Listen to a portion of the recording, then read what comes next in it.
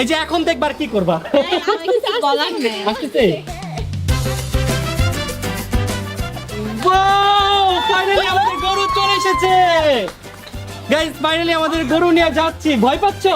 অনেক বেশি ভয় পাচ্ছি। কি ভীতু? আসো। ও কিন্তু ফার্স্ট টাইম এর আগে গরু নিছে, তারপর ভয় পায়। গাইস আমাদের গরুটা খুবই শান্ত।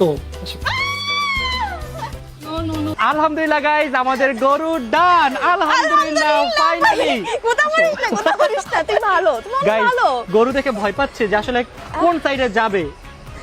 না, ও আসলে বুঝতে পারতেছে না যে কোথায় রেখে কোথায় যাবে, বাট ও অনেক ভালো আর ভদ্র তুমি। হ্যাঁ, আমারও গাইস অনেক বেশি ভালো লাগতেছে যে ফাইনালি এবার আমাদের কোরবানির গরু আমরা অনেক আগে অনেক সুন্দরভাবে কিনে ফেলতে পারছি। আমাদের হাটে গিয়ে এবার অনেক হাঁটাহাঁটি করা লাগে নাই। আলহামদুলিল্লাহ। আমাদের গরুটা কেমন হয়েছে সবাই কিন্তু অবশ্যই বলবেন, আমার কাছে তো অনেক ভালো লাগছে। কমেন্ট সেকশনে সবাই দুষ্টামি করবে, বলবে যে আসলে কোনটা গরু বুঝতেছি না।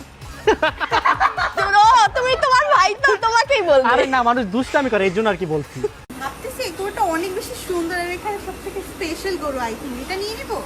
আলহামদুলিল্লাহ গাইস ফাইনালি আমাদের গরু ডান। এটা হচ্ছে আমাদের গরু। এবারে কোরবানি ঈদে কেমন হয়েছে অবশ্যই সবাই নিচে কমেন্টস করে জানাবেন।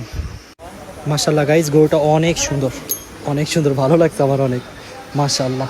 ঋতু কেমন লাগতেছে? ফাইনালি গরু ডান হয়ে গেল। হ্যাঁ, বাসায় গিয়ে ফিলিংস বলবা।